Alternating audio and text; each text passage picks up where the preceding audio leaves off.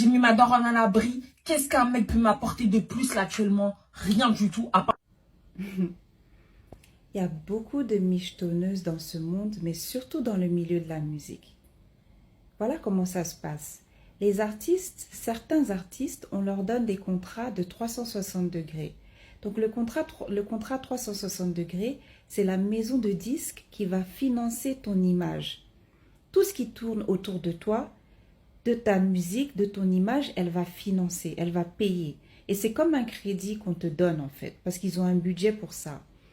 Donc, on va te donner une maison ou un appartement, on va te donner une belle voiture, on va t'habiller, on va te coiffer, on va te maquiller, tu vas avoir un agent ou un manager, mais tout ça, c'est à crédit. Donc, quand tu vas commencer à vendre ton album, eux, ils vont récupérer l'argent qu'ils ont misé sur toi. Donc, c'est un pourcentage. Donc, tout le monde va être payé avant que toi, l'artiste, tu ne reçoives ton argent. Donc, qu'est-ce qui se passe? Ces filles-là, elles vont pousser, elles vont mettre la pression, et elles vont se donner un genre, elles vont essayer de faire rêver les jeunes filles. Elles vont se dire féministe ou femme indépendante, moi j'ai pas besoin d'un homme, moi j'ai l'argent, tu vois j'ai mis ma mère à l'abri, voilà je fais tout toute seule, j'ai ma maison, etc. Alors qu'avant que tu ne puisses avoir cet argent, tout le monde va prendre sa part. Et si tu n'es pas un artiste reconnu, tu ne gagnes rien. Il n'y a rien qui rentre dans ta poche. Pour le moment, tu essayes de te construire et avoir assez de fans pour pouvoir avoir de l'argent. Donc, la plupart, ce sont des michetonneuses, c'est des arnaqueuses, c'est des menteuses. Et les jeunes filles, elles se font avoir. Pourquoi? Parce qu'elles sont sensibles, elles se disent « Waouh, c'est vrai, elle a tout ça, moi aussi c'est ce que je veux. Moi aussi je veux mettre ma mère à l'abri. » Parce que là, on vise les minorités, hein, les noirs. Moi aussi je veux mettre ma mère à l'abri, ma famille à l'abri. Moi aussi je veux une maison, moi aussi je veux une belle voiture, moi aussi je veux m'habiller, etc. Donc, elles vont être motivées par ces filles-là. Beyoncé, là, tu penses qu'elle est arrivée ici comment? Si les hommes, là, ce sont tous des problèmes, ils sont tous problématiques, là. Beyoncé, tu penses qu'elle est arrivée ici comment? Son père gagnait 400 000 dollars dans son ancien boulot. Il a tout laissé pour manager sa fille. Elle avait 5 ans. Il dit, celle-là, elle va devenir star. Je vais la manager, elle va devenir star. Beyoncé n'a jamais critiqué son papa parce qu'elle sait d'où elle vient. Aujourd'hui, là, on l'appelle Mrs. Carter. Elle s'est mise avec Jay-Z, elle avait 20 ans. Ils se sont cachés et ils se sont mariés, elle avait 24 ans. Voilà.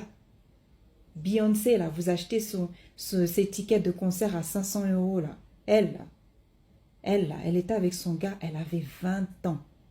Aujourd'hui, elle est dans son foyer avec ses enfants. Elle n'était pas si accomplie à 20 ans, hein. Elle était dans le groupe, c'est le papa qui manageait ça. C'est grâce à un homme qu'elle est où elle est aujourd'hui. Et ça continue. Voilà. Votre queen Nicki Minaj, là, elle arrive ici comment? C'est pas grâce à Lil Wayne qu'elle est là. C'est pas elle qui crie sur tous les toits que c'est lui qui lui a donné l'opportunité. C'est pour ça qu'elle est là aujourd'hui. Vous êtes en train de faire du copier-coller des Américaines, là. Vous pensez qu'elles sont là comment? C'est les hommes qui les ont aidées. Moi, je vais vous dire un truc, hein. Le statut, là, c'est l'homme qui donne le statut. C'est l'homme qui donne le statut. Tiger Woods, sa femme, là, c'était une nounou. Elle gardait enfant des gens. Il lui a dit, toi, je vais faire de toi une femme respectable. Tu vas devenir Madame Tiger Woods. Elle était nounou. Un homme, c'est l'homme seulement qui peut donner statut à femme. Femme ne peut pas donner statut à un homme. Un homme, il peut prendre une femme qui est vilaine et puis il va lui donner un statut. Un homme, il peut prendre une femme qui n'a pas d'argent et il va lui donner un statut. Un homme, il peut prendre une femme qui n'a pas fait d'études et il va lui donner un statut. Il va faire d'elle une femme respectable. Un statut. Un homme donne le statut, une femme donne une lignée. Et il crée ce qu'on appelle the generational wealth. Si tu ne sais pas ce que ça veut dire, Google is your best friend. Voilà comment ça se passe. Vous êtes là en train de diaboliser les hommes. Nous, on n'a pas besoin d'hommes. Hein. Moi, j'ai pas besoin d'hommes. Hein. Moi, j'ai pas besoin d'hommes. Toi, tu es arrivé ici comment? Toi, là, tu es arrivé ici comment? On vous connaît. Vous avez vos gars. Un homme, il peut prendre une femme avec qui tout le quartier la mougou. Mais il va faire d'elle une femme respectable. Elle va devenir Madame Tant. C'est l'homme qui peut faire ça. La femme ne peut pas faire ça. Continuez, hein, vous allez finir vieille fille. Et vous qui les suivez là, vous aussi vous allez finir vieille fille. Continuez. Bon les amis, je pense que vous avez écouté ce qui a été dit. C'était très très lourd. La tantie a balancé des vérités, franchement, grosse dinguerie. Alors, moi, première chose que je pourrais dire, c'est faites attention à ce que vous consommez, ok? Là, dans ce cadre en particulier, on parle de musique, mais de façon générale, voilà, faites gaffe à ce que vous allez mettre dans votre corps comme dans votre esprit. Alors, elle a cité des exemples, elle a parlé de Beyoncé, elle a parlé aussi de Nicki Minaj. En fait, c'est très intéressant, pourquoi? Parce que Beyoncé, que ce soit Nicki Minaj, moi je vais rajouter aussi Cardi B, c'est que ces personnes-là, les gens ne savent pas, mais ce sont aussi des personnes qui sont payées pour venir balancer un certain agenda derrière, tu vois? Parce qu'elles vont dire, Beyoncé avec sa chanson où elle disait single lady, etc., femme célibataire, ce genre de choses, elles n'ont pas besoin d'hommes.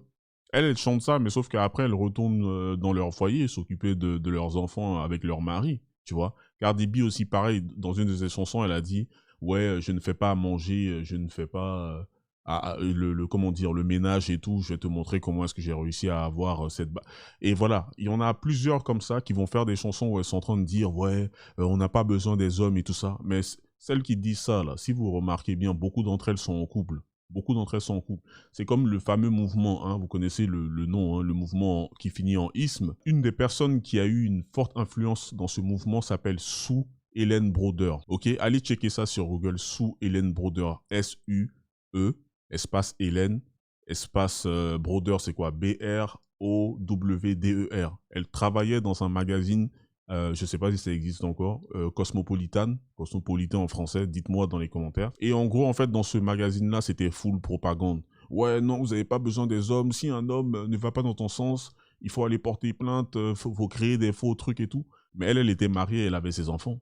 C'est ça, en fait. C'est de ça qu'il s'agit, c'est ça la réalité. Le but, en fait, c'était vraiment de créer cette nouvelle génération de personnes-là qui allaient venir rentrer full consommation, que dans la consommation. Le bail de, oui, on veut mettre nos darons à l'abri, c'est un nouveau, c'est un grand classique, ok? Moi, c'est quelque chose que je comprends. Je pense que la majorité d'entre nous ici, on aimerait mettre nos parents, hein, de façon générale, nos parents à l'abri. Chacun a sa vision par rapport à ça. Quelqu'un, pour moi, qui réfléchit de cette façon, c'est tout à son honneur. Maintenant, le truc, c'est quoi? C'est qu'il faut faire très, très attention. Parce qu'il y a plusieurs façons de faire ça, en fait. La tante, elle a parlé de musique. Elle a expliqué, voilà, il y a les contrats, etc., etc. Et elle a expliqué aussi à l'intérieur que ça sert à rien de diaboliser les hommes parce qu'il y a des hommes, ce sont aussi des hommes qui ont participé au succès de ces femmes-là.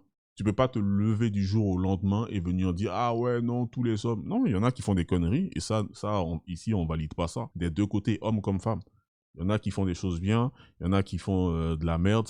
Il faut qu'on réussisse à séparer. Ça, c'est très, très important. Il faut qu'on réussisse à comprendre comment est-ce que les choses fonctionnent. Maintenant, là, on se retrouve maintenant dans nos générations hein, où on parle de femmes indépendantes, etc. En fait, c'est pas ça le délire. Vous le savez maintenant. Le but, c'est d'être autonome.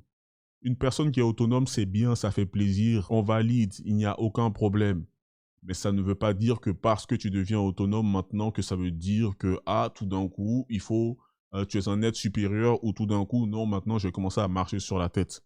Et elle a aussi parlé d'un truc qui est très intéressant, quand elle parlait du statut. Elle disait que c'est l'homme qui donne le statut, etc. Et là, on revient dans quoi? Hypergamie, hypogamie.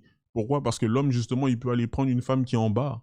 C'est pas quelque chose qui le dérange, parce que c'est pas, tu vois ce que je veux dire, la situation sociale, financière de la femme, il ne va pas mettre autant comment dire, d'emphase là-dessus. C'est pas ça qui l'intéresse, ce seront les valeurs intrinsèques de la personne. Il y a des hommes qui peuvent aller prendre des femmes vraiment qui sont en bas. L'hypogamie, c'est ça en fait. Et voilà, de l'autre côté, du côté féminin, voilà, il y a l'hypergamie. Vous n'allez pas voir une femme qui va aller prendre un gars qui est tout en bas pour l'amener en haut. C'est très rare. C'est très très rare. Et même si c'est le cas, ce gars-là, il a quelque chose en particulier que elle juge supérieur. Hein? Allez regarder, ça c'est la loi Briffaut. Maintenant, vous êtes censé connaître ce genre de choses. Donc, les trucs de femmes indépendantes, etc. Oui, moi je suis ceci, cela. Ok, il n'y a aucun problème. Tu es indépendant, tu es autonome, peu importe comment est-ce qu'on va appeler ça. Mais ne tombez pas en fait dans la... Comment dire? Non, en fait, c'est ça. C'est ça que je trouve un peu dommage, c'est que finalement, est-ce que c'est l'équité, l'égalité qui est recherchée ou la supériorité? Moi, j'ai déjà mon avis, j'ai déjà mon avis sur la question. Maintenant, pour terminer cette vidéo, parce que j'ai pas envie de faire long là-dessus, vu votre niveau d'attention qui baisse de plus en plus, merci TikTok. D'après moi, en fait, hein, à partir d'un certain moment, une femme doit décider si elle va se mettre avec un homme et être soit la meilleure femme au foyer, je vois déjà les gens venir, ah, femme au foyer, esclave, non, c'est pas ça. Soit la meilleure femme au foyer, pendant que l'homme, justement, pourvoit à ses besoins, voilà, il faut que les choses soient claires. Ou sinon, deuxième option, accepter en fait qu'elle travaillera de longues heures en entreprise, peut-être pour le restant de sa vie en fait. Ne pas être bon dans l'un ou dans l'autre, c'est ça justement qui va amener à la pauvreté. Il faut faire un choix, il faut se spécialiser. Alors bien sûr, bien évidemment, vous allez avoir des femmes qui vont débarquer et balancer un grand classique, hein. J'en ai parlé avec les gars sur le Discord et le Mastermind, je crois, je me rappelle même plus. Vous allez avoir des femmes qui vont débarquer et dire « Ouais, mais si je fais tout ça et il me quitte quand même ?» Vous n'avez pas compris, c'est pas ça en fait. Tu peux très bien bosser pour une entreprise et puis te faire licencier ou l'entreprise va faire en sorte de te rendre la vie difficile. Donc c'est aussi, pour moi, c'est pas un argument qui est valide en fait. Le fait est que tu dois choisir une voie, devez vous spécialiser et être bon à l'intérieur. Je le dis, si par exemple, tu n'as pas l'intellect, le niveau d'énergie et la tolérance au stress pour être compétent dans, comment dire, dans les capacités de tout ce qui est leadership, si tu n'as pas ce tempérament-là, tu n'es pas fait pour ce genre de boulot. Parce que ce sont des boulots à temps plein, ce sont des boulots d'une complexité assez, voilà, tu vois ce que je dis, assez élevée.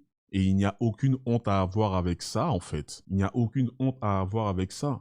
C'est pas problématique. Dans ce cas-là, ça veut dire que tu es mieux placé pour être à la maison et trouver un homme qui est, comment dire, qui est tout ce que toi tu n'es pas. On parle matin, midi, soir de complémentarité. C'est pas ça la complémentarité pour finir. Parce que justement, lui, s'il arrive à faire toutes ces choses-là, ça montre qu'il a les caractéristiques d'être un bon pourvoyeur. Toi, tu gères une partie de la famille et tout ça, et lui, il gère l'autre partie. C'est comme ça, en fait. Il y a aussi des gens qui vont dire « Ouais, mais pourquoi est-ce que je peux pas faire les deux ?»